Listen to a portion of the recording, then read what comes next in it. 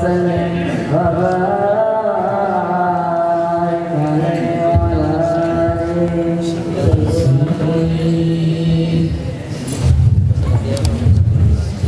بشرى لنا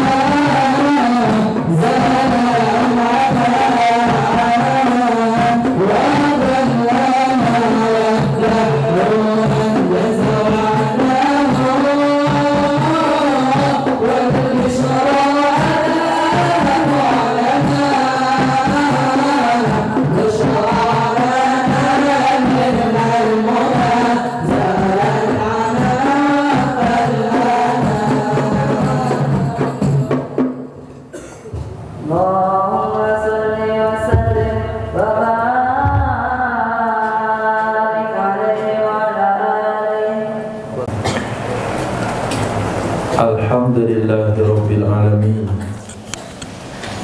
Wassalatu wassalamu ala Sayyidina Maulana Muhammadin Sayyidil Anbiya'i wal Mursalin wa Habibi Rabbil Alamin wa ala ashabil akramin wa ahli baitihi tahirin wa azwajit tahirati ummahatil mu'minin wattabi'ina lahum bi ihsanin ila yaumiddin, amma ba'd. Rabbi yassir wa la tu'assir, Rabbi tammim bil khair. Rabbana shrah lana sudurana wa yassir lana umurana wa umurul muslimin wahlul 'uqdatam min lisanina yafqahu qawlana. Bisanadina al-muttasili ila imamil khatimatil hufaz al-imam Jalaluddin As-Sayuti rahimahullahu ta'ala wa qaddasallahu sirrah wa adaman nafa'a bi ulumih wa barakatihi wa nafahatihi wa madatihi wa karamatihi fid darini, amin. Hadis nomor 4788 diawali dengan huruf sin. Al-Muhalla, judul kitabnya Faslun fil Muhalla, pasal pada yang diberi dengan alif lam. Al-Muhalla, yang diberi dengan alif lam dari ini huruf, yaitu huruf sin. Jadi beberapa hadis kita baca ke depan akan diawali dengan huruf sin yang beralif lam. Sementara hadis-hadis malam-malam sebelumnya yaitu huruf sin tanpa alif lam. Hadis pertama diriwayatkan dalam Sahih Imam Hakim dalam kitab Mustadrak dari Sayyidina Abi Hurairah radhiyallahu an, hadis sahih. Nabi sallallahu alaihi wasallam bersabda, As-saihun, orang-orang yang senantiasa mengalir. As-saihun, orang-orang yang mengalir. Menurut syarahan hadis, maksud mengalir adalah orang yang pahalanya setiap detik dan menit tidak lepas dari pahala. Mereka adalah as-shaimun, orang-orang yang puasa. Orang solat pahalanya tidak selalu mengalir, mulai pada takbiratul ihram sampai salam, paling lama 10 menit itu kalau berjamaah. Kalau solat sendirian mungkin 5 menit. Kalau solat ba'diyah ala Hasan Hussein itu 1,5 menit. Kenapa Hasan Hussein yang tahu? Karena dia bikin contoh di depan. Solat paling cepat. Yang lain cepat juga tapi di belakang nggak nampak. Nah, ditambah 1/2 menit lagi besok 2 menit. Kemudian kalau baca Quran, mungkin kita baca Quran 1 jam, mungkin 2 jam.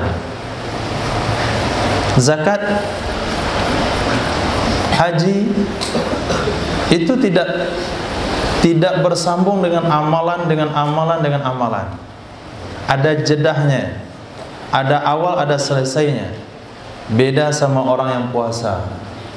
Ketika dia makan sahur sampai dia berbuka, walaupun kondisinya tidur, kondisinya beribadah, kondisinya dalam perjalanan, kondisinya sedang mukim, apapun aktivitas yang dia buat, itu selalu setiap detik dan menitnya ada pahala.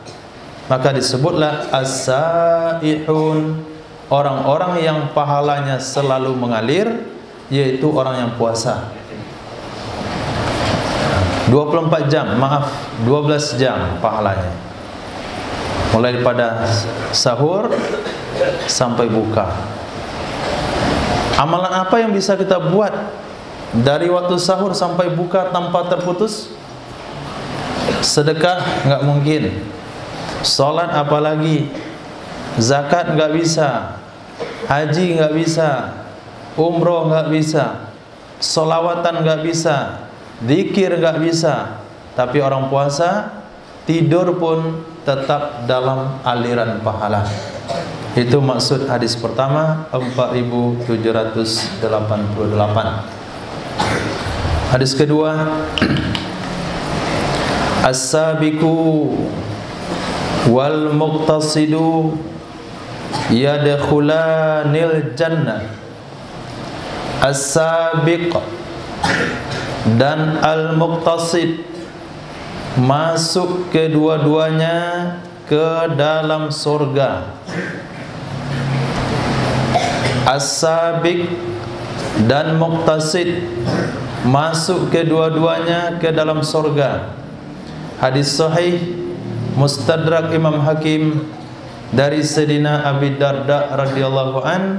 Hadis ini merujuk kepada surah Fatir ayat 32. Nah, surah Fatir ayat 32. Summa awrasnal kitabal ladzina istafaina min ibadina. Kemudian kami wariskan kitab kepada orang-orang yang kami pilih dari hamba-hamba kami. Faminhum zalimun li nafsihi. Di antara mereka pewaris-pewaris kitab tersebut ada yang menzalimi dirinya. Wa minhum muqtasid. Di antara mereka ada juga yang pertengahan. Wa minhum sabiqum bil khairat. Di antara mereka ada yang mendahului dengan kebaikan-kebaikan dengan izin Allah Subhanahu wa taala. Jadi di dalam ayat Fatir ayat 32, surah Fatir ayat 32, di situ dijelaskan 3 kategori, 3 kelompok pewaris kitab. Pewaris kitab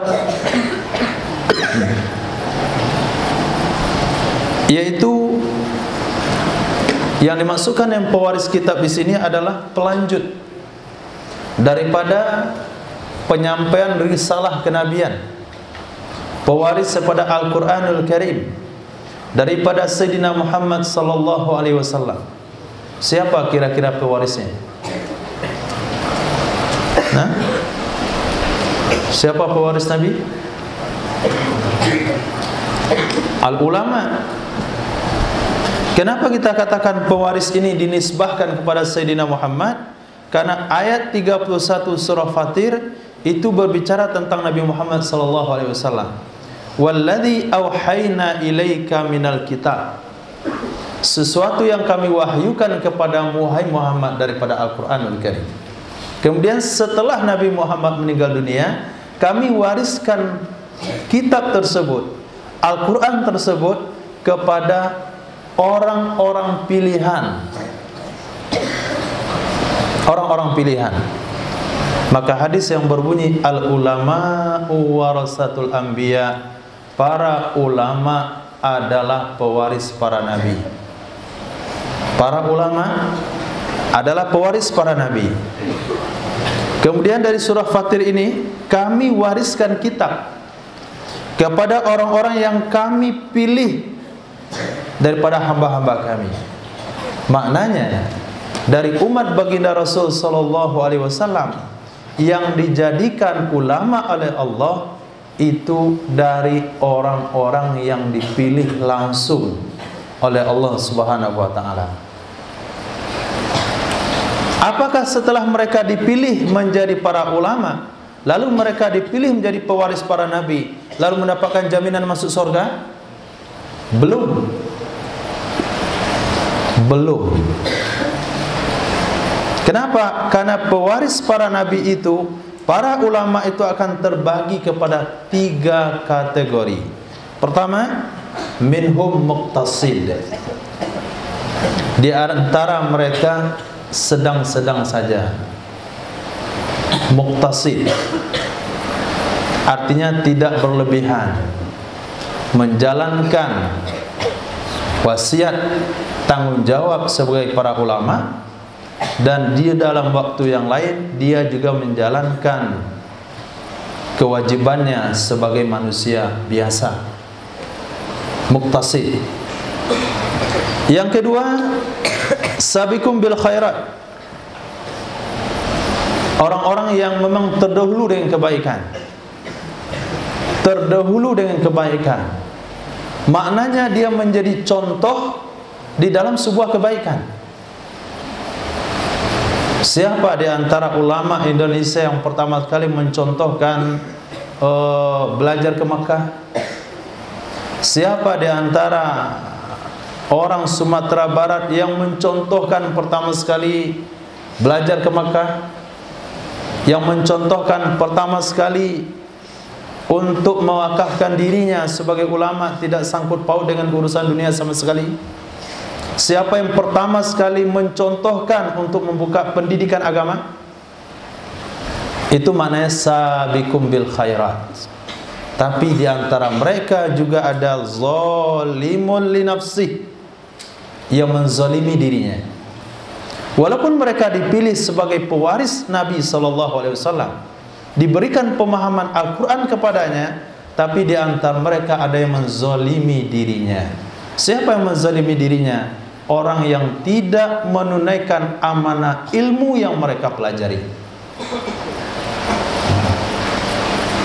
Sudah belajar agama, sudah dipilih oleh Allah menjadi para ulama, tapi mereka tidak mau menyampaikan. Kenapa tidak mau menyampaikan? Mungkin takut dihina, mungkin takut difitnah, mungkin takut hilang keduniaannya, mungkin takut hilang harga diri dan wibawanya. Mungkin ada pertimbangan-pertimbangan yang lain. Itu yang dimasukkan zalimul li nafsi. Maka dalam hadis yang kita baca ini, siapa yang dijamin masuk surga? 2 dari 3 kelompok tersebut. Zalimul li nafsi, muqtasid, dan sabiqum bil khairat. Kita pahami dari hadis ini, as-sabiq, orang yang terdahulu mencontohkan kebaikan, wal muqtasid, dan ulama yang sederhana, yang biasa-biasa saja, yang sedang-sedang saja di dalam menyampaikan amanat keilmuannya, yadkhulanil jannah, kedua-duanya masuk surga. Lalu bagaimana dengan golongan yang pertama tadi, zalimul li nafsi? Di dalam dijelaskan oleh Imam Abdurrauf Al-Manawi, sedangkan orang yang zalimul li nafsi fayuhasabu hisaban yasira summa yadkhulul jannah. Dia akan diperhitungkan di akhirat kelak, tapi perhitungannya tidak terlalu ketat, hanya dengan perhitungan yang kecil-kecil saja, yang ringan-ringan saja, kemudian dia masuk surga. Demikian dikatakan di dalam kitab tafsir, menafsirkan tentang surah Fatir ayat 32. Nah, Allah. Jadi antum tulis di situ 4.790 hadis menafsirkan surah Fatir ayat 32. Nah, di sini kita memang melihat dan kita harus isti'dad, menyiapkan diri supaya dipilih oleh Allah Subhanahu wa taala menjadi pewaris para nabi. Dari sekian yang tes, hanya sekian yang lulus. Dari sekian yang lulus, hanya sekian yang masuk. Dari sekian yang masuk, hanya sekian yang betah. Dari sekian yang betah, hanya sekian yang selesai. Dari sekian yang selesai, hanya sekian yang mendalami. Dari sekian yang mendalami, hanya sekian yang mengamalkan.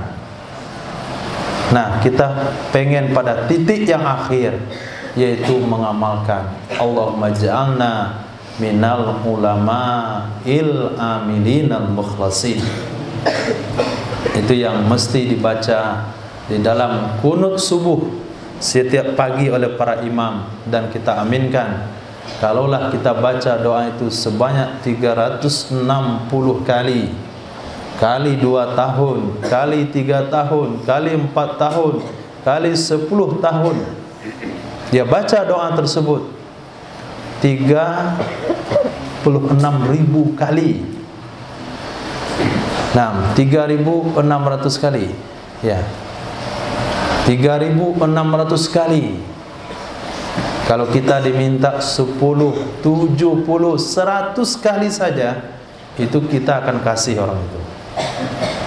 Kalau orang itu minta ke kita 100 kali saja, lampu merah, ternyata lampu merahnya 1 jam merahnya, sehingga datang pengemis minta pertama enggak kasih, kedua, ketiga, keempat, ke 99 dia masih mau minta, antum mengasih enggak? Hah? Kasihan, Anda minta 100 kali masa enggak dikasih? Itu kepada kita manusia yang tidak layak dikatakan orang yang Ar-Rahim, kepada manusia yang tidak punya sifat Ar-Rahman, manusia yang tidak punya sifat Ar-Rahim, manusia yang tidak punya sifat Ar-Razzaq, manusia yang tidak punya sifat Al-Ghani. Tapi ketika dia diminta 100 kali pasti dia kasih. Bagaimana kira-kira dengan Allah Ar-Rahim, Ar-Rahman, Al-Ghani, Al-Jabbar? Semua sifat kesempurnaan ada pada diri Allah. Kalau diminta sebanyak 3.600 kali, Allah kabulkan enggak? Allah kabulkan insyaAllah. Maka perlu istiqdad. Nah, perlu persiapkan diri supaya dipilih oleh Allah Subhanahu wa taala, karena orang-orang yang kami wariskan kitab kepadanya min ibadinal ladzina istafa. Allah nisbahkan ibadina, istafaina, hamba-hamba kami yang kami pilih. Hamba-hamba kami yang kami pilih. Bisa dipahami bahasanya? Hamba-hamba kami yang kami pilih. Artinya ubudiyah yang layak menjadikan kita sebagai hamba Allah, kemudian dipilih oleh Allah Subhanahu wa taala.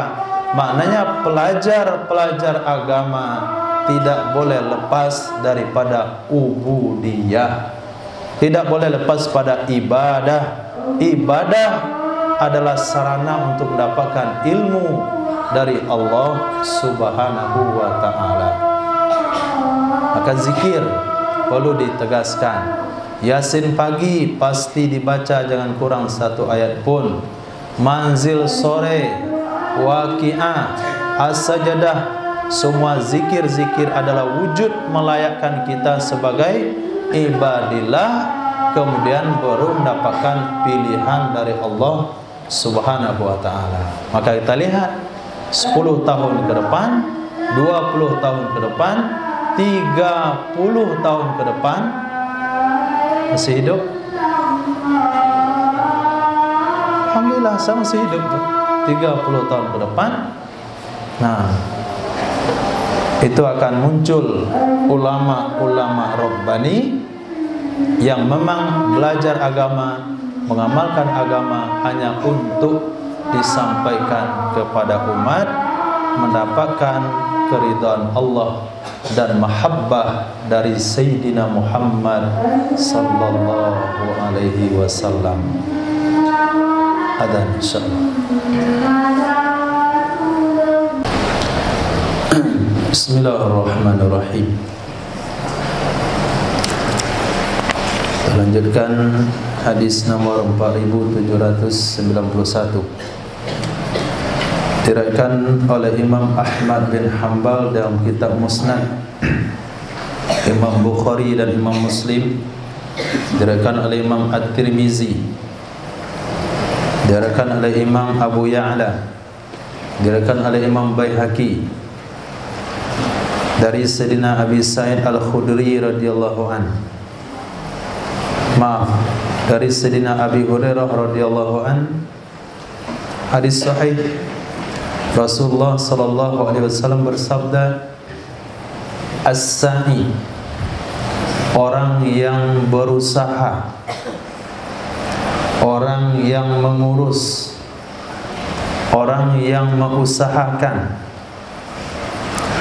alal armalah, di atas wanita-wanita janda,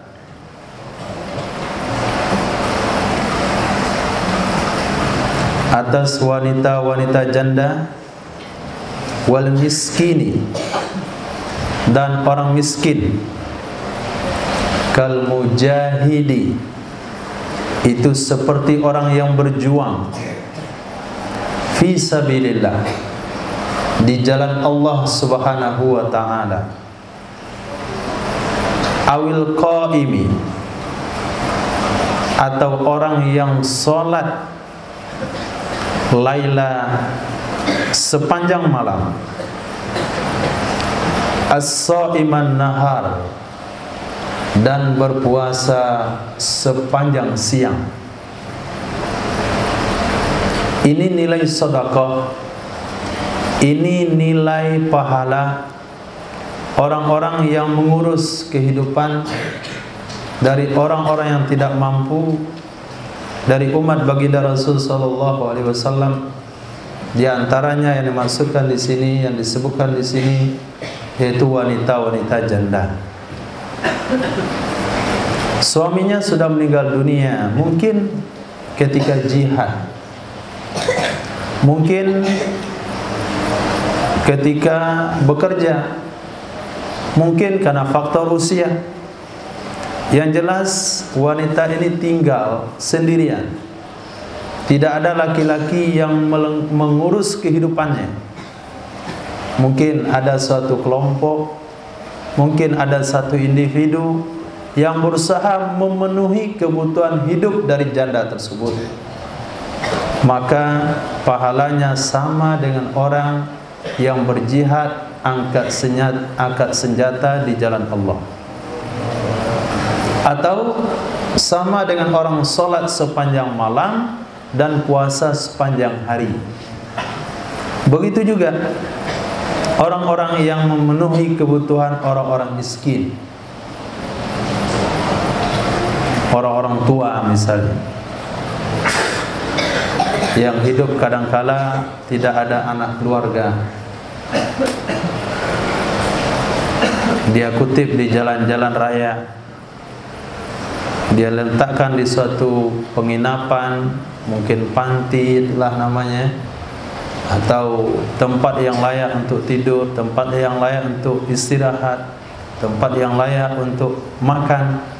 Dia penuhi semua kebutuhannya, sehingga orang-orang tua yang hidupnya terbengkalai seperti itu, atau orang yang usia tua yang tidak mungkin atau tidak waktunya lagi mereka mencari uang, misal usia 90 tahun, tapi orang tua itu tetap berusaha karena tidak ada keluarga, tidak ada anak dan sebagainya. Lalu ada orang-orang dermawan, orang-orang kaya mengambil orang tua yang masih bekerja tersebut, mengambil orang-orang telantar yang tidak punya rumah tersebut, ditempatkan di suatu rumah, dipenuhi kehidupannya dan kebutuhannya. Itu pahalanya sama dengan orang sholat sepanjang malam dan puasa sepanjang siang. Nah, tapi hari ini kita lihat banyak orang-orang kaya yang pengen beramal, pengen mencari kepahala, tapi yang terlintas di benaknya satu-satunya amal itu bangun masjid. Hanya itu yang terlintas, bangun masjid, bangun mushola, bangun masjid. Kalau sudah bangun masjid berarti sudah beramal. Sementara masjid itu dibangun di tempat yang sudah ada masjid di dekatnya. Sementara masjid itu dibangun di lokasi yang tidak ada yang memakmurkannya. kalaulah dia memanfaatkan bangunan masjid itu untuk membangun rumah orang-orang lemah, orang-orang tidak punya rumah, lalu dia tempatkan, dikasih makanan, digaji orang untuk memasak, itu justru lebih tepat, justru lebih dibutuhkan. Di sana bisa dibina sholatnya orang-orang yang telantar itu, ibadahnya orang-orang yang telantar itu. Di usia yang setua itu, dia hidup sepanjang jalan, dia masih hidup di pasar, tapi ketika diistirahatkan, ditunaikan semua kebutuhannya, diajar ibadah dan sebagainya, itu justru lebih besar nilainya. Bahkan pada bagian pertama Nabi katakan itu sama dengan mujahid fisabilillah, orang berjuang di jalan Allah Subhanahu wa taala. Mungkin tidak terlalu dapat nama, mungkin tidak terlalu tersohor, wahnya nggak ada karena tidak bangun masjid, hanya membina 5 orang saja misalnya, kemampuannya hanya untuk 5 orang saja. Tapi ketika orang kaya memiliki pemikiran untuk perkara-perkara yang seperti itu, maka akan lebih baik bagi kehidupan orang-orang miskin. Nah, mungkin di tempat kita sulit, mungkin jarang kita temukan. Tapi kalau kita lihat di kota-kota besar, itu masih mengamen, masih mengemis. Sudah masanya mereka untuk istirahat, sudah masanya mereka untuk memperbaiki ibadah. Tapi karena tidak ada perhatian daripada pemerintah misalnya, atau perhatian daripada orang-orang kaya hanya taunya bangun masjid dan musola, tapi tidak melihat bagaimana kehidupan seorang muslim yang justru Nabi bersabda, kehormatan muslim itu lebih tinggi daripada Ka'bah, lebih tinggi pada Ka'bah. Nah, masa antum nanti ada yang jadi bos minyak, jadi bos sawit, dapat tambang emas dalam sumur rumahnya, maka jangan berpikir hanya bangun masjid, tapi berpikir melihat ke lingkungan yang ada, siapa kira-kira daripada masyarakat kita yang sudah lemah, diistirahatkan, yang telantar dikumpulkan, dibimbing untuk beribadah kepada Allah Subhanahu wa taala. Hadis berikutnya, Nabi SAW bersabda, as-sibau haramun, binatang buas itu hukumnya haram untuk dimakan, untuk dijual. Bukan hanya haram dimakan saja, dijual juga haram. Dia tangkap ular, dijual ke kebun binatang, dapat uang, uangnya juga haram. Tapi kalau dia tangkap ular, dia bedah, ambil kulitnya disama, lalu jual kulitnya, nggak ada masalah. Dia tangkap buaya, diambil kulitnya, dijual kulitnya, nggak ada masalah, karena sudah disucikan. Tapi kalau dia jual makhluk hidup berupa binatang buas, itu haram dimakan dan haram hasil penjualannya.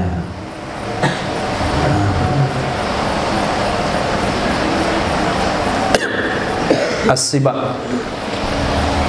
Jadi secara hukum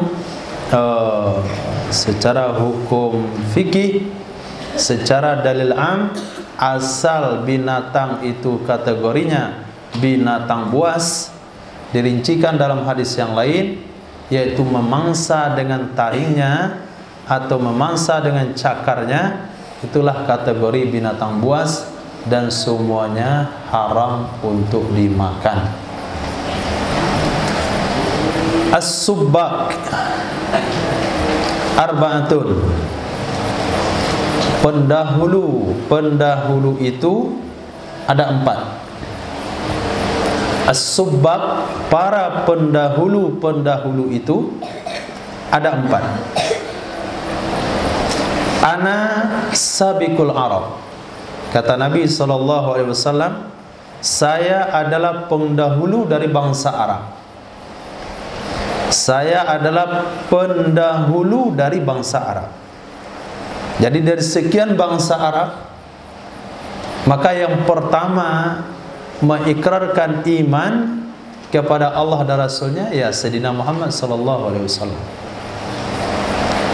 Kemudian Sayyidina Suhaib Sabiqul Rum, itu adalah pendahulu dari bangsa Romawi. Belum ada Romawi manapun yang mengikrarkan ketauhidannya, keimanannya kepada Allah dan Rasulnya, maka yang pertama mengikrarkan adalah Sayyidina Suhaib Ar-Rumi. Itu masuk dalam kategori Sabiq. Kemudian Salman Al-Farisi, itu ada Sabiqul Fursi, pendahulu bangsa Persia. Wa Bilal Sabiqul Habsyi, dia adalah pendahulu bangsa atau bangsa Habasyah. Nah,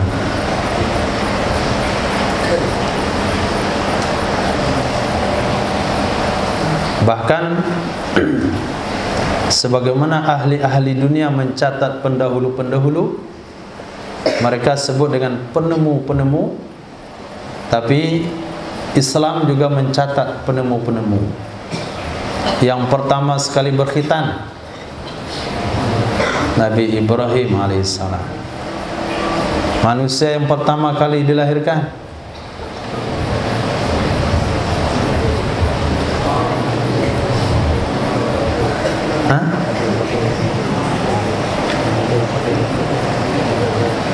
Habil atau Qabil? Qabil.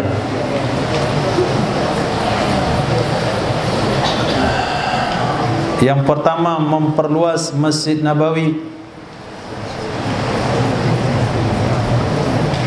Yang pertama membukukan Al-Quran.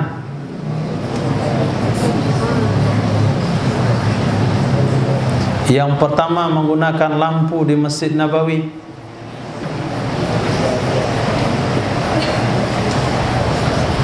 Sayyidina Tamim Ad-Dari. Jadi yang pertama. Nah, kalau orang dunia bilang penemu kipas angin, penemu bola lampu, penemu bola kaki, penemu bola takraw, penemu bola pingpong, penemu samsat, fajril.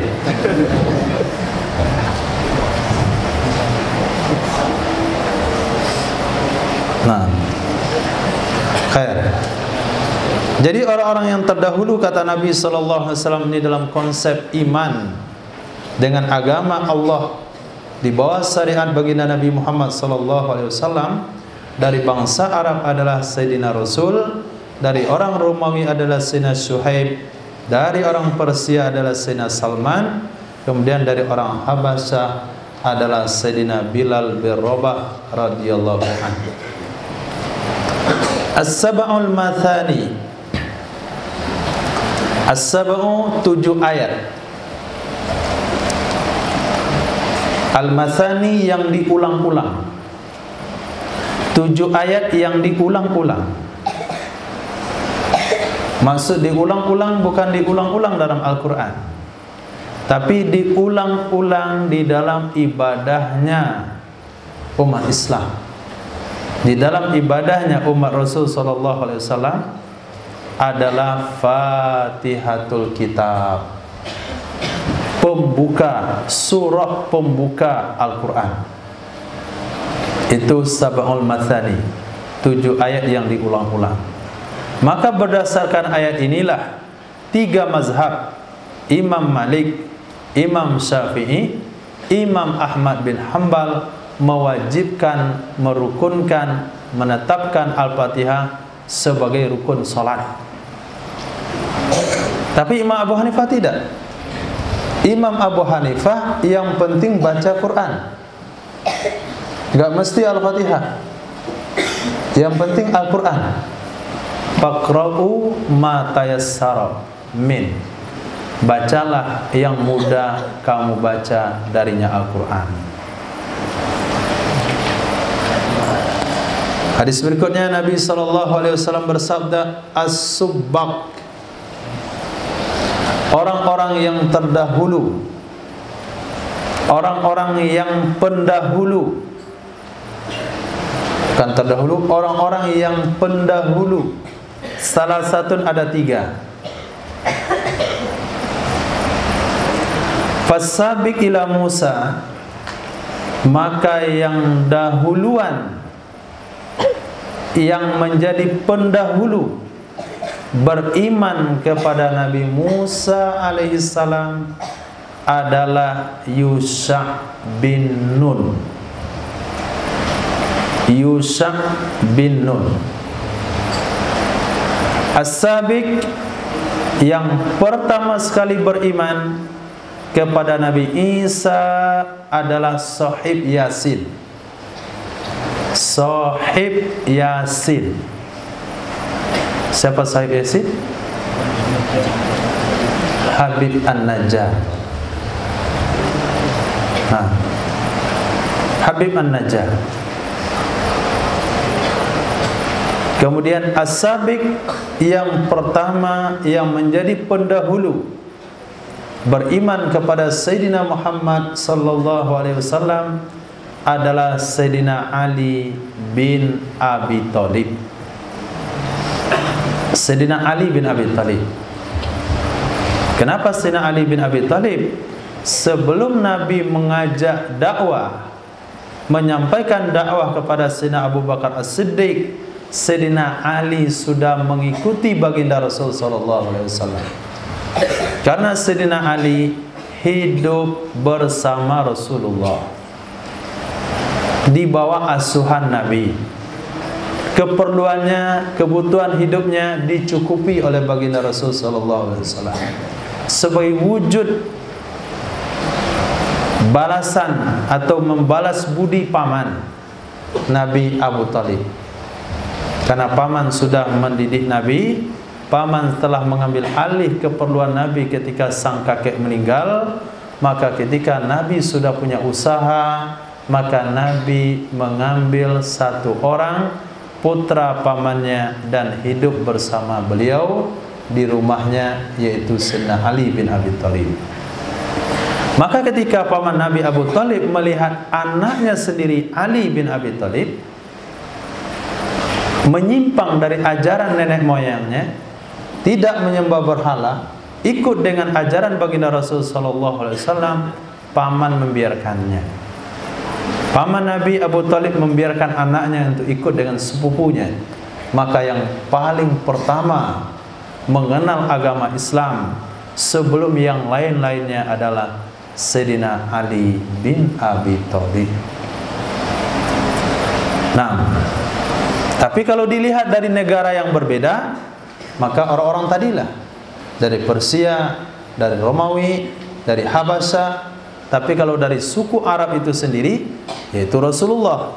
Tapi dari yang beriman kepada Nabi, Sayyidina Ali bin Abi Thalib. Dari kalangan budak sahaya, Sayyidina Bilal bin Rabah. Dari kalangan laki-laki yang sudah balik, Sayyidina Abu Bakar As-Siddiq. Dari wanita, yaitu istri Nabi, Sayyidatina Khadijatul Kubra radhiyallahu ta'ala anha.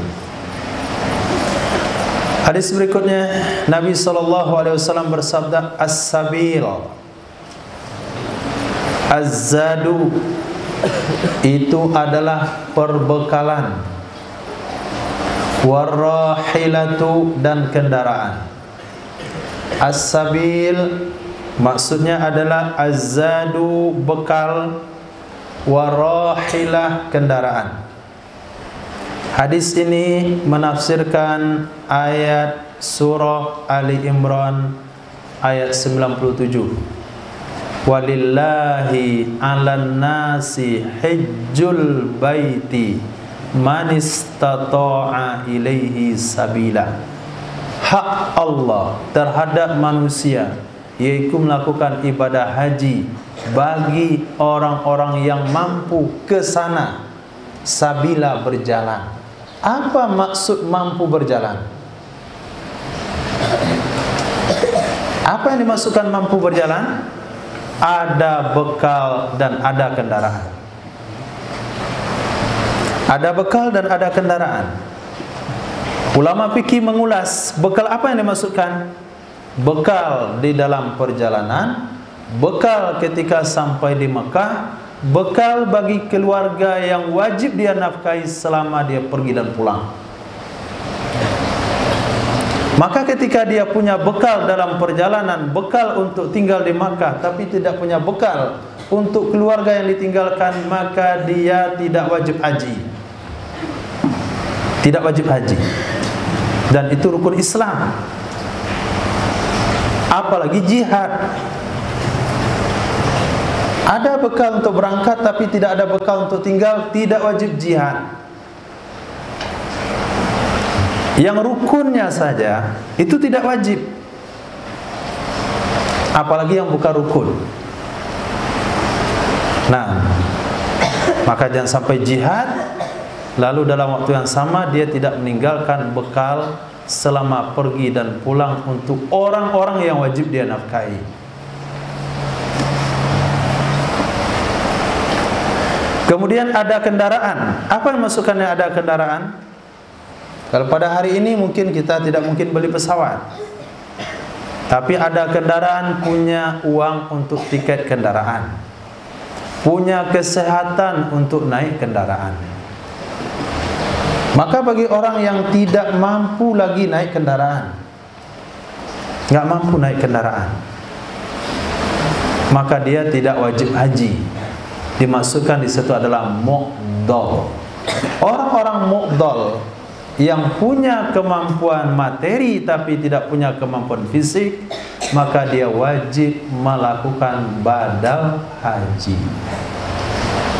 Nah, itu melakukan badal haji. Maka bagi yang sudah punya kemampuan haji, lebih baik melakukan ibadah haji ketika fisik masih cukup. Nah, bukan untuk mencium Hajar Aswad, tapi untuk menaikkan ibadah haji secara maksimal. Bukan rebut-rebutan mencium Hajar Aswad. Hari ini tidak sunnah lagi menciumnya. Kenapa? Mencium hukumnya sunnah, menyakiti sesama muslim hukumnya haram. Jadi tidak boleh melakukan perkara haram demi mendapatkan perkara sunnah. Mana dapat sunnah? Saya dapat cium Hajar Aswad setiap tawaf. Tapi berapa orang yang benjol gara-gara kamu cium Hajar Aswad itu? Berapa orang yang keinjak? Berapa yang orang terdorong? Itu tidak bisa dibayar dengan ciuman Hajar Aswad. Tapi ketika antum bisa cium tanpa menyakiti orang lain, itu nggak ada masalah. Mana caranya? Cium ketika orang tidur semuanya, atau cium kemarin ketika di pagar corona masuk dah. Khair. Tapi selama tidak menyakiti, nggak ada masalah. Kalau menyakiti, hukumnya tidak lagi sunnah. Jadi yang dimasukkan ada fisik, ada kekuatan, bukan untuk mencium Hajar Aswad yang dibayangkan itu menyakitkan dan sulit itu. Tapi yang dimasukkan fisik, yaitu bisa melakukan tawaf dengan berjalan, bisa melakukan sa'i bukan di atas kursi roda, bisa wukuf di Arafah dengan waktu yang maksimal. Kalau ada kemampuan berangkat ketika fisik masih kuat. Dan nanti sa'inya ke kursi roda, tawafnya sudah pakai kursi roda, bacaannya sudah tidak hafal lagi. Jadi semana-mana aja bacanya sama. Rabbana atina fid dunya hasanah wa fil akhirati hasanah wa qina adzabannar. di Safa, di Marwah, tawaf, makam Nabi Ibrahim, di mana saja, itu aja doanya. Apalah, nggak bisa hafal lagi, udah tua. Salah kamu, kenapa tua berangkat? Padahal waktu kuat kemarin mampu. Kalau nggak mampu, itu nggak ada masalah. Nah, jadi as-sabil, mampu berjalan, yang dimaksudkan dalam surah Ali Imran ayat 97 adalah az-zadu warrahila, ada bekal dan ada kendaraan. Hadis berikutnya Nabi SAW bersabda, as-sajdah, sujud, allati yang, itu ditakdirkan kanat situ, kanat fi Shad, yang ada ia di dalam surah Shad. Sajadaha, melakukan sujud akannya sujud tersebut oleh Nabi Daud, taubatan, sebagai bentuk taubat kepada Allah Subhanahu wa taala. Taubat. Taubatnya para anbiya bukan karena dosa. Dan dikatakan taubat di sini berarti dosa. Kalau dosa berarti para anbiya pernah buat dosa. Para anbiya maksum, tidak pernah berbuat dosa. Tapi pelanggaran yang pernah mereka buat yang tidak dosa, itu bagi mereka sebuah kesalahan berat. Sehingga ada hadis yang berbunyi, hadis atau hadis, kalau nggak salah memang hadis, hasanatul abrar sayyiatul muqarrabin, kebaikan-kebaikan bagi orang-orang abrar itu adalah dosa-dosa bagi orang-orang dekat dengan Allah Subhanahu wa taala. Bagi orang abrar itu sudah hasanah, itu sudah patut diacungkan jempol. Tapi kalau dia orang muqarrabin, itu dosa, itu kesalahan. Misalnya bagaimana? Ketika kita melihat orang tua,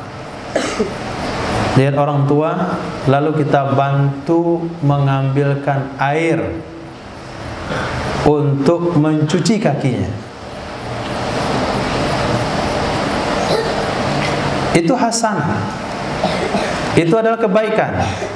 Tapi kalau anaknya yang ambilkan air, itu dosa. Dosa maksudnya kalau hanya sekedar diambilkan. Dosa kalau hanya sekedar diambilkan. Tapi dia mesti mencucikan kakinya. Nah, mencucikan kakinya. Kita lihat orang tua susah makan. Mungkin ada di sebuah pertemuan, mungkin ada di sebuah perkumpulan. Kita biar bapak duduk saja di sini, kita ambilkan nasinya, kita ambilkan lauknya, kita hidangkan. Itu hasanah kalau orang lain. Tapi kalau anaknya yang buat begitu, itu dosa masih. Mestinya disuapkan.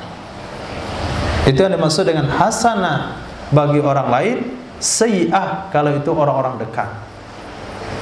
Nah, sayyi'ah kalau itu orang-orang dekat.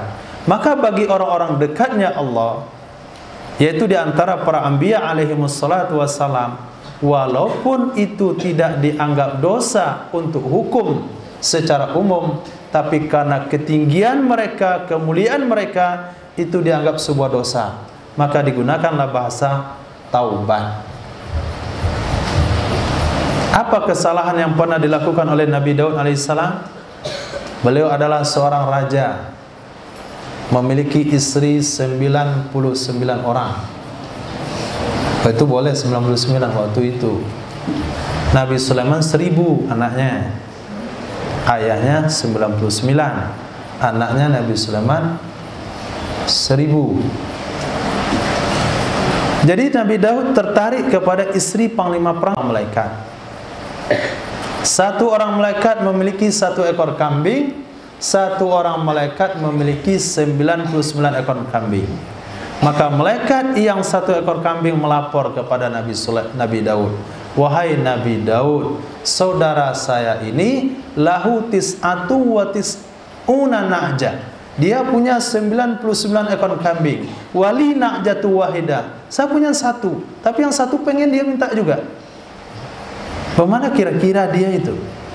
Punya 99 ekor kambing, saya punya satu, yang satu tuh pengen dia minta juga. Biar genap katanya 100 ekor kambing.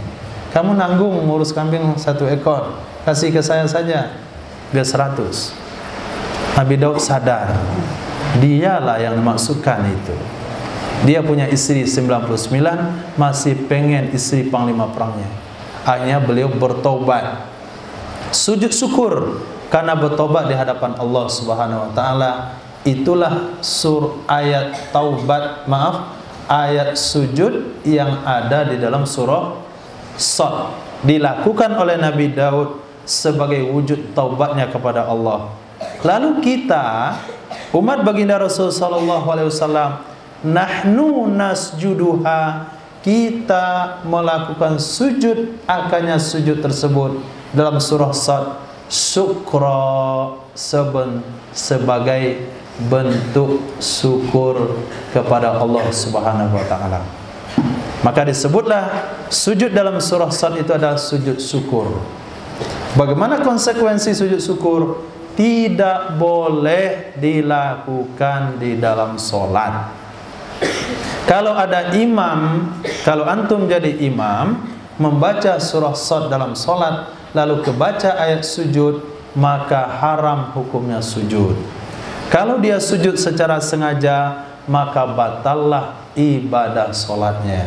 Kalau kita sebagai makmum mengikut dengan imam yang sujud syukur, yang sujud ketika pembacaan surah Shad, makmum wajib untuk tidak ikut. Nah, kenapa? Karena imamnya melakukan perkara yang membatalkan solat, wajib untuk tidak ikut. Dan kita sunnah menegur, subhanallah. Kalau imam sujud saja, kita tidak ikut, kita tunggu saja di atas sampai imamnya kembali. Ketika imamnya kembali, kita bergabung kembali dengan imam. Tidak usah menyalahkan dia, tidak usah memvonis salatnya batal. Kita takwil, mungkin saja dia lupa, mungkin saja dia tidak tahu. Kita tidak ikut sujud, tapi tidak memisahkan diri dari imam. Ini yang diajarkan cara mentaati pemimpin di dalam ibadah salat. Itu prakteknya di dalam lapangan. Walaupun pemimpin kita melakukan sebuah kesalahan, kita tidak wajib ikut dengan pemimpin tersebut dalam kesalahan tersebut, tapi bukan berarti kita boleh melakukan pemberontakan. Tetap aja ketaatan akan kita berikan selagi dalam perkara-perkara yang tidak haram, sekali dalam perkara-perkara yang tidak dilarang. Nah, tapi ketika kalau kita baca di luar solat, maka kita sunnah sujud sebagai wujud syukur kepada Allah Subhanahu wa taala. Dan ini menjadi dalil. Jadi dalil apa? Dalil memperingati Maulidur Rasul. Nah, bagi kaum-kaum Wahabi yang anti dengan Maulidur Rasul sebentar lagi, nah, atau anti dengan peringatan tahun baru Hijriah, maka ini dalilnya, yaitu kita diperintahkan mensyukuri, nah, memperingati taubatnya Nabi Daud alaihissalam. Sebagaimana kita diperintahkan puasa nanti tanggal 10 Muharram karena memperingati hari kebebasan Nabi Musa alaihissalam dari kejaran Fir'aun. Kalaulah Nabi Musa kita peringati, taubat Nabi Daud kita peringati, bagaimana dengan kelahiran baginda Rasul? Lebih layak untuk diperingati. Nah, hadis berikutnya Nabi SAW bersabda, as-sujudu ala sab'ati a'dha. Sujud itu atas 7 anggota. Sujud tersebut di atas 7 anggota. Kalau dia tidak sujud di atas 7 anggota, maka sujudnya tidak sah. Kalau sujudnya tidak sah, maka solatnya juga tidak sah. Mana dua anggota tersebut? 7 itu. Pertama, yadain, dua tangan. Dua tangan yang dimasukkan adalah dua telapak tangan, bukan pakai siku. Kemudian qadamaini, dua telapak kaki. Telapak kaki, bukan ujung jari, bukan pakai kuku kaki. Ketika antum sujud, ujung jari kakinya ke belakang, artinya terletak di tempat sujud ke belakang. Jadi yang menyentuh tempat sujud adalah kuku, maka sujudnya tidak sah, maka solatnya batal. Sujud itu pakai telapak kaki. Bagaimana telapak kaki mau disentuhkan ke tempat sujud? Nanti akan dijelaskan di hadis setelahnya. Telapak kaki yang dimasukkan adalah butunul asabi', bagian dalam jari jemari kaki. Maka ketika sujud ditekukkan jari jemarinya sehingga bagian ujung dari jemari itu menyentuh tempat sujud. Nah, alhamdulillah kita lihat perubahan. Waktu awal sholat, ya Allah, tulang menulangnya keras semuanya, kaki-kakinya keras, kaku. Tapi setelah lama dilatih, baru bisa lentur. Tapi kalau udah 80 tahun mau dilenturkan, itu saya rasa patah. Tapi dalam usia antum ini masanya untuk memposisikan kaki tulang menulang itu betul dengan posisinya, karena masih bisa dibentuk. Kemudian jabah dahi, dua tangan, dua lutut, dua tangan, qadamaini, dua telapak kaki, wa rukbataini, dan dua lutut, wal jabahati, dan dahi. Semuanya 7. Dahi wajib menyentuh lantai tanpa alas. Telapak tangan sunnah menyentuh lantai tanpa alas. Lutut wajib tertutup. Ujung jari sunnah terbuka. Ujung jari sunnah terbuka, kecuali bagi wanita. Wanita itu wajib menutup telapak kaki di dalam sholat. Waraful yadain, mengangkat dua tangan. Raful yadain, mengangkat dua tangan. Idza ra'aital bait, apabila kamu telah melihat Ka'bah. Ketika kita turun di Makkah, kemudian kita diajak untuk datang ke Masjidil Haram, kemudian kita datang di dalam kitab, Masya Allah, kitab Fathul Bari, bukan, kitab bimbingan ibadah haji yang disusun oleh Imam Nawawi rahimahullahu ta'ala, itu dianjurkan memasuki kota Makkah dari dataran tinggi. Kita nggak tahu di mana dataran tinggi Makkah. Hari ini kita masuk kota Makkah di jalan yang sudah dibuat oleh mereka, tapi sunnahnya yaitu datang dari dataran tinggi. Untuk apa? Supaya kita bisa melihat Ka'bah dari kejauhan. Kalau sudah terlihat Ka'bah dari kejauhan, maka disunahkan mengangkat tangan. Nah, sambil membaca doa melihat Ka'bah. Apa doanya? Nanti ketika manasik. Wa 'alas sofa, dan disunahkan mengangkat tangan ketika sampai di bukit Sofa. Selesai tawaf 7 keliling, kemudian naik ke bukit Sofa untuk melakukan sa'i. Sampai di bukit Sofa, itu kita juga bisa melihat Ka'bah dulu. Mungkin kalau sekarang nggak nampak lagi di bukit Sofa. Tapi sunnah juga mengangkat tangan mengarah ke arah Ka'bah. Kemudian ketika berada di Marwah, itu Sofa. Ini marwah.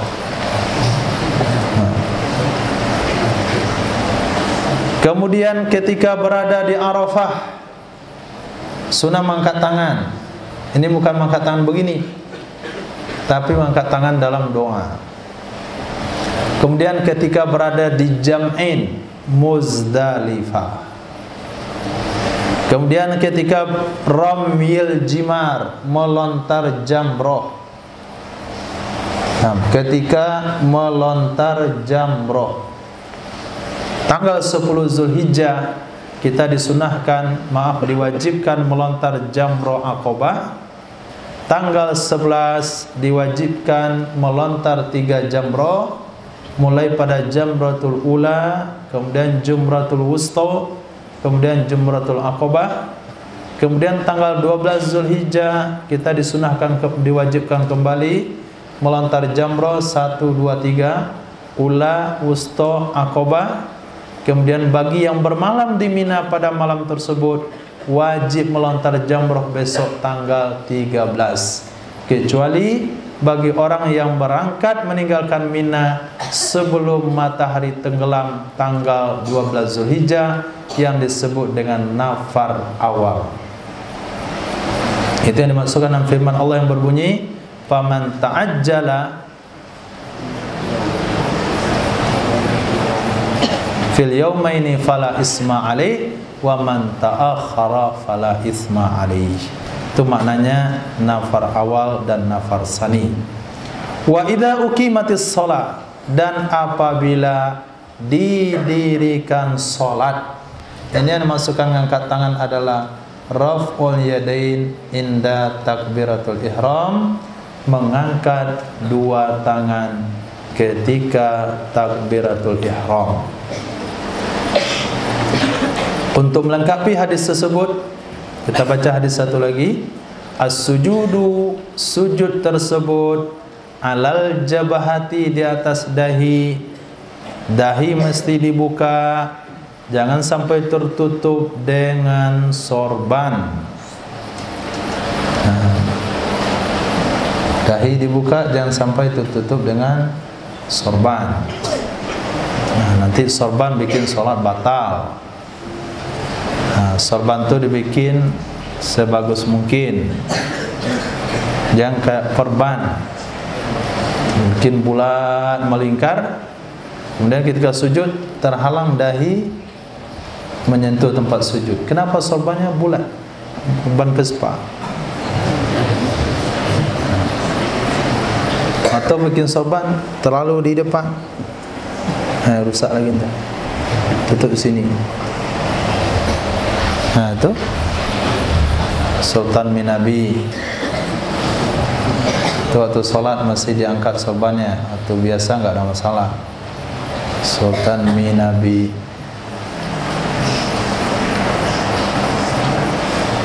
Walaupun nggak semua dahi, depannya saya cukup. Nah, di depannya saja. Bukanlah pasti buka dahi selebarnya. Antum ke sorban begini. Sunnah ini sunnah. Nah, buka dahi semuanya. Tidak semuanya. Cukup sujud bagian depan saja, maka dibuat sorbannya begini. Nah, jangan buhulnya di depan sehingga menghalang tempat sujud. Kemudian perempuan jangan sampai sujud di atas mukena. Ketika dia sujud, hamparkan mukena, terbentang luas di depan, sujud di situ, itu sholat batal. Mesti sujud di atas sejadah, jangan sampai sujud di ujung mukena. Kalau sujud di atas anggota, sujud di atas kain yang bergerak dengan bergeraknya orang sholat, maka sujudnya dianggap batal. Kemudian kafain, dua telapak tangan, rukbatain, dua lutut, wasuduril qadamain, bagian dalam dua telapak kaki, bagian dalam dua telapak kaki. Malam yumkin, siapa saja yang tidak merapatkan.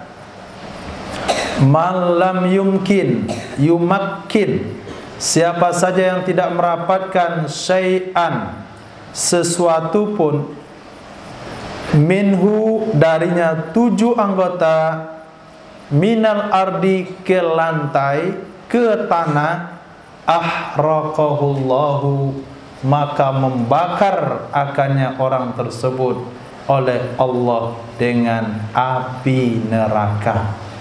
Wajar dibakar oleh Allah karena ibadah solatnya tidak sah, maka mesti 7 anggota tersebut menyentuh lantai.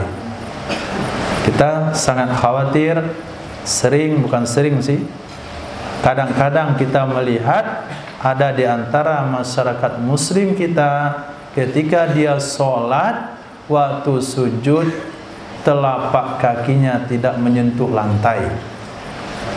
Kadang-kadang diangkat 1. Nah, yang buru-buru mau sujud, belum lagi sujud, yang buru-buru mau duduk, dia sudah bikin ancang-ancang tuh duduk, diangkat 1 kaki. Ada juga yang sujud pakai kuku kaki, ujung jari kakinya dipanjangkan ke belakang. Ada juga ketika sujud kakinya terangkat. Nah, ini pulpen. Kejadian ini menimpa orang-orang bule pendek.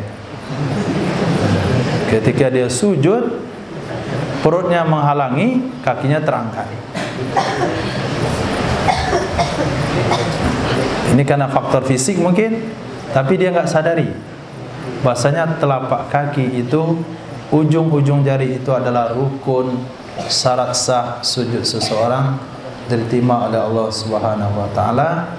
Maka bagi senior melakukan salat sunat, kita salat di belakang, lihat yang baru-baru salat di depan antum, saya rasa tidaklah makruh. Nah, kalau sampai memperhatikan kaki dia, itu bagian daripada membetulkan ibadah solat. Nabi mengatur strategi solat, strategi perang dalam solat, antum memastikan kesahan solat kawan di dalam solat. Khair, insyaallah cukup. Mungkin ada pertanyaan, Bapak-bapak silakan.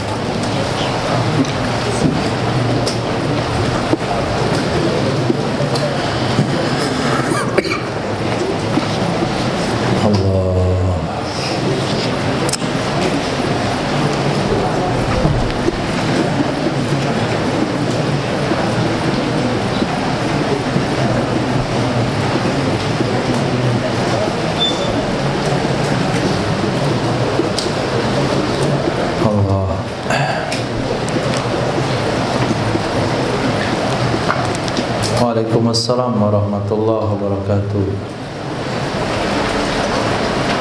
Mengenai 2 kelompok yang melakukan perlombaan, aturan perlombaannya sebagai berikut. Jika kelompok pertama kalah, maka mereka diwajibkan membayar penuh biaya penyewaan tempat atau lapangan perlombaan. Namun jika menang, mereka wajib membayar setengah biaya penyewaan tempat tersebut.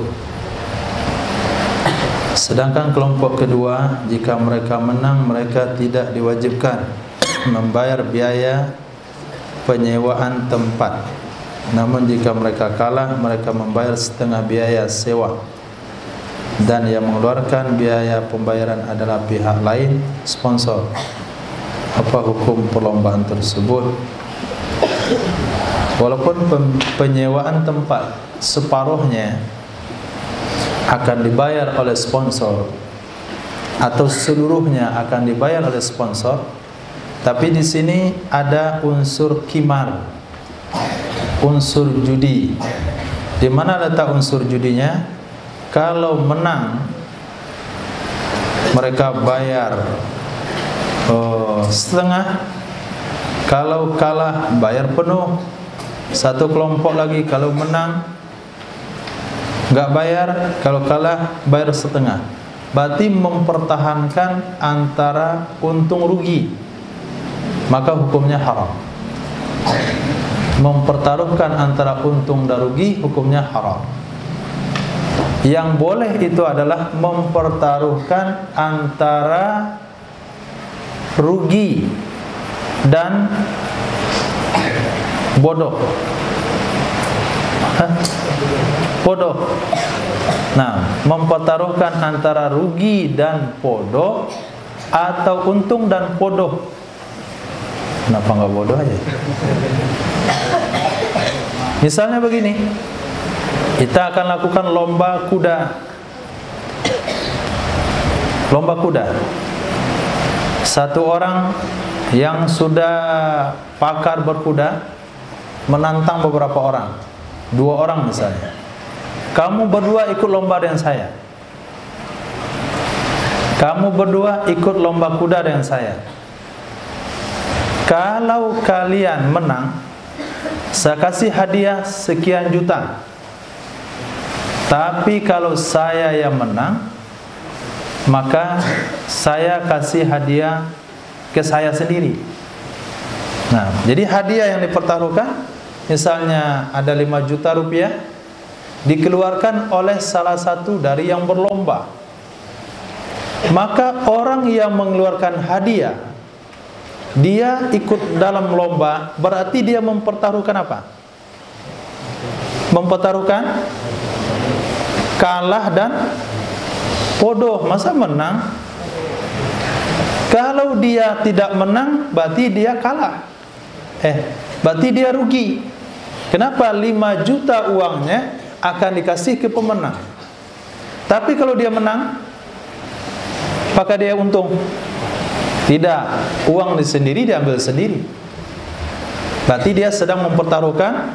Kalau rugi, kalau nggak rugi, kembali modal. Nah, sementara 2 orang yang ikut yang tidak mengeluarkan hadiah, dia mempertaruhkan apa? Mempertaruhkan menang. Kalau menang dapat hadiah, kalau kalah kembali modal juga. Artinya nggak bayar juga. Nah, yang seperti itu dibolehkan konsep perlombaannya. Tapi apabila ada unsur sedikit pun, sedikit saja, kalau dia menang dia dapat, kalau dia kalah dia rugi. Berarti pertaruhannya antara kalah dan rugi itu hukumnya haram. Lihat di contoh kasus tadi, kalau kelompok pertama menang, dia bayar separuh. Kalau kalah, bayar semuanya. Kelompok kedua, kalau menang, enggak bayar. Kalau kalah, bayar setengah. Berarti asal mempertaruhkan antara kalah dan rugi, itu hukumnya haram. Maka ada dalam bab fikih disebut dengan muhallil. Perlombaan yang haram bisa jadi halal. Misalnya lomba berkuda antara Utsman dengan putra tambah Nabil Ghani. Ketiga-tiga ini punya kuda bagus, kemudian pakar berkuda, ketiga-tiganya lomba. Ketiga-tiganya mengeluarkan hadiah masing-masing 3 juta. Maka total hadiah adalah 9. Kalau mereka berlomba bertiga, hukumnya haram dan itu adalah judi. Bagaimana supaya perlombaan mereka halal? Dicarilah muhallil. Siapa muhallilnya? Diikutkan di situ farel. Nah, tapi dikasih anak kuda. Haram juga. Diikutkan farel yang baru belajar naik kuda. Haram juga. Maka syarat muhallil itu adalah kualitas kuda yang sama dan kemampuan yang sama, diikutkan dalam perlombaan tersebut, tidak bayar sepersen apapun, itu yang disebut dengan muhallil. Maka perlombaannya jadi halal. Itu muhallil dalam bab perlombaan. Beda lagi muhallil dalam bab nikah. Kalau muhallil bab nikah hukumnya haram.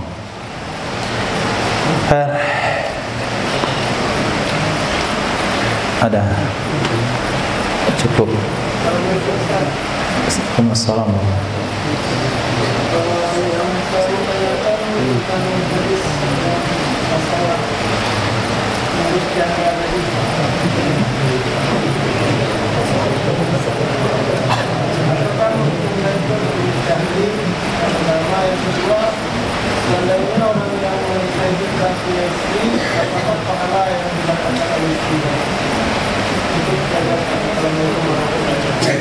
Waalaikumsalam warahmatullahi wabarakatuh. Allah. Pertanyaan pertama, tolong jelaskan. Pertanyaan pertama, menurut Nabi apakah harus menikahi janda itu sendiri? Allah, oke. Jadi, apakah mesti lewat nikah? Tentu jawabannya tidak. Nah, karena di sana ada bahasa armalah. Armalah itu maknanya beberapa janda. Nah, jadi bahasa itu sa'i. Sa'i itu maknanya orang yang mengusahakan kebutuhannya. Tapi kalau tidak terkecuali dengan jalan nikah. Nah, misalnya ada satu pengusaha, dia nggak nikah sama yang gadis, tapi dia nikah sama yang janda saja. Jandanya pun yang dia cari yang tidak punya kemampuan. Ketika dia niat menikah dengan tujuan untuk mendapatkan fadilah yang ada di hadis tadi, secara fadilah dia dapat, tapi secara sunnah menikah dia tidak dapat. Nah, secara sunnah menikah dia tidak dapat. Lalu ketika mereka katakan, bukankah seluruh istri-istri Nabi itu janda? Bukankah sunnahnya itu menikah dengan janda? Ulama usul hadis mengatakan, apabila bertolak belakang antara hadis fi'li dengan hadis qauli, maka kita mesti mengutamakan hadis qauli. Memang fi'linya Nabi menikah dari seluruh istrinya, yang gadis hanya Sayyidatina Aisyah radhiyallahu taala anha. Tapi hal itu tidak bisa menjadi ittiba bagi umat, tidak bisa diambil kesimpulan hukum sunnah menikah dengan janda. Kenapa? Karena ada hadis qauli yang berbunyi, alaisa ala bil bikri innaha tula'ibuka wa tula'ibuha. Itu hadis yang Nabi riwayatkan kepada Sayyidina Jabir bin Abdullah radhiyallahu an. Tapi ketika dia tidak mengindahkan, dia tidak punya maksud, tidak mencari dari sisi pahala nikah, tapi dia cari dari sisi armalah, menghidupi hadis yang kita katakan tadi, as-sa'i, orang yang mengurus kehidupan janda, maka bisa saja dia dapatkan dengan cara menikah, tapi bukan satu-satunya. Nah, jadi tidak syarat menikah dulu. Kemudian ketika seseorang punya istri dan istrinya mengizinkan suaminya misalnya untuk menikahi janda karena faktor tadi, maka istrinya juga dapat pahala yang sama.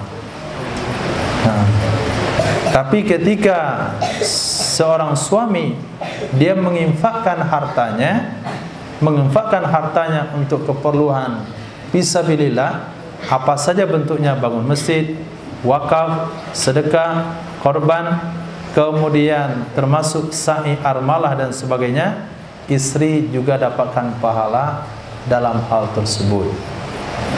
Jadi apapun yang dilakukan suami daripada hartanya, istri mendapatkan pahala di sana karena dia musyarakah di dalam kebaikan.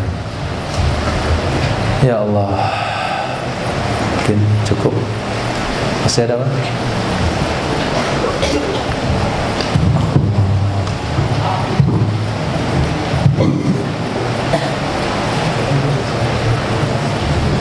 Masya Allah.